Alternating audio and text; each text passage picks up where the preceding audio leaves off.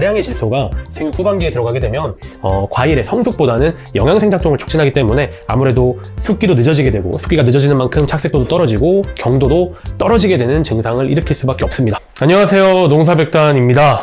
이제 이번 시간에는 사과에 대해서 조금 말씀을 드리려고, 사과에 칼륨 되게 중요하다고 생각을 하시고, 질소는 뿌리면 안 된다고 생각하시고 그러시는데, 질소도 좋은 역할을 하고 있고, 특히나 이제 인산이랑 칼슘 같은 경우가 사과에 굉장히 중요한 양분이기 때문에 그것 좀 설명해 보는 시간을 갖도록 하겠습니다. 예, 사과의 시장성에 대해서 조사한 자료인데요. 경도도 좋아야 되고, 맛도 좋아야 되고, 대가 나와야 하고, 모양도 예뻐야 되고, 특히나 요새는 과일 색깔 굉장히 좋아야 되죠. 결함.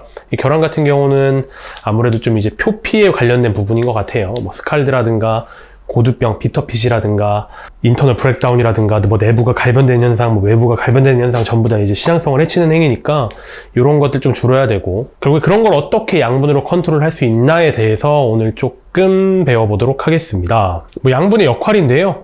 좀 한글화된 자료를 같이 보시면은 수확량 같은 경우는 어떤 양분이 되게 중요한 역할을 할까라고 하면 모든 양분들이 굉장히 다 중요한 역할을 하고 있죠. 최소율의 법칙 알고 있잖아요.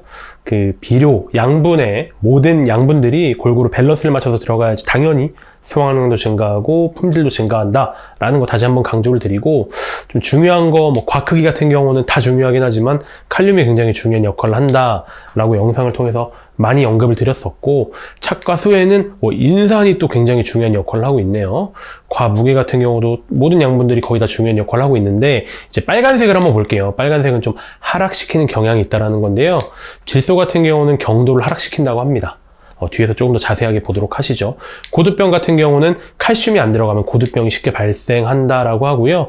이제 내부 붕괴, 내부가 갈변되면서 좀 붕괴되는 현상, 피질부터 붕괴되는 현상이 있을 수 있고, 신부부터 붕괴되는 현상이 있을 수도 있는데, 그거 같은 경우도 마찬가지로 칼슘, 그리고 꼭 우리가 알고 있어야 되는 게 인산이 부족할 때도 내부가 붕괴될 수 있다 라는 거죠. 일단 질소의 역할부터 보도록 하겠습니다. 질소 같은 경우는 아까도 말씀드린 것처럼 수확량도 증가시키고 사과 크기도 증가시키고, 근데 중요한 게 착색도를 떨어뜨리고 경도를 약화시킨다는 겁니다. 영상을 통해서 많이 말씀을 드렸지만 사실 맞아요. 정량의 질소를 생육의 전체 생육기에 꾸준하게 비율에 맞춰서 공급하는 건 굉장히 권장하는 일이지만, 다량의 질소가 생육 후반기에 들어가게 되면 과일의 성숙보다는 영양생 작동을 촉진하기 때문에 아무래도 숙기도 늦어지게 되고, 숙기가 늦어지는 만큼 착색도도 떨어지고 경도도 떨어지게 되는 증상을 일으킬 수밖에 없습니다. 실제로 보시면은 질소가 증가하니까 수확량도 증가하는 경향성을 가지고 있고요. 질소의 시비량이 증가하니까 경도 자체는 지금 조금 떨어지고 있다. 마찬가지로 질소의 시비량이 증가하니까 레드 컬러, 착색도라고 봐주시면 될 것 같은데, 착색의 범위가 조금씩 줄어들고 있다라고 이해해 주시면 될 것 같습니다. 특히나 이 부분을 조금 많이 말씀을 드리고 싶은데요. 제가 적어놓은 거 보시면은 과잉 질소 공급 또는 생육 후반기 질소 공급이라고 되어 있습니다. 딱히 이 영상에서 질산태질소, 암모니아태질소, 요소태질소를 따로 설명드리진 않겠습니다. 어쨌건 원해용, 과수용으로 제일 맞는 양분은 질산태질소인 건 다시 한번 강조를 드리고요. 그 이유는 질산태질소는 바로 나무 수채로 흡수가 돼서 아미노산으로 변환된 후에 바로 나무들이 사용할 수 있는 원료이기 때문인데요.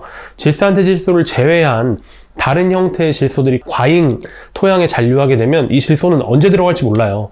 실제로 우리가 과원을 조성할 때 장마기 이후에 제일 많이 걱정하는 게 사실 도장지잖아요. 도장지가 뻗는 거는 당연히 질소랑 연결이 되어 있고요. 옥신의 전구체 물질이 질소니까요. 근데 어쨌건 질소가 그 시기에 많이 빨려가지고 도장지가 뻗는다는 얘기는 토양에 많은 양의 질소가 이용되지 못한 형태로 남아있다는 얘기고, 그것들이 이제 생육 후반기에 많이 공급이 되고, 그러니까 생육 후반기에 질소가 과잉되게 공급이 되게 되면은 이런 현상들이 발생한다라는 거죠.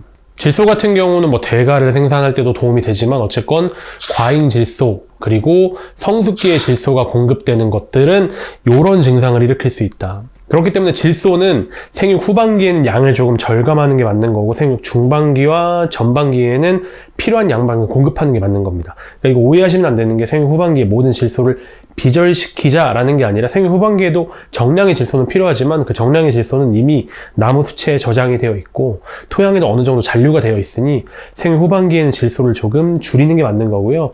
전반기와 중반기에는 정량 공급하는 게 맞는 건데 그 정량 공급할 때는 후반기까지 남아있지 않는 후반기에까지 토양에 잔류되지 않는 형태인 질산체질소를 공급하는 게 맞다라는 거죠. 조금 말이 어려워졌는데 다시 한번 정리해서 말씀을 드리면 사과나무가 필요한 질소의 양이 있을 거 아니에요. 그 질소의 양을 100이라고 가정을 했을 때 그 100이 뭐 후반기를 비율로 보자면 후반기 한 10 정도 공급이 돼야 되는 거고 나머지 90 정도는 초중반에 공급이 되어야 되는데 그 초중반에 공급된 90의 질소가 나무가 흡수시키지 못하는 형태로 잔류가 되게 되면은 후반기에 질소가 다량 빨리면서 이런 내부 붕괴 현상이 일어난다라는 거죠.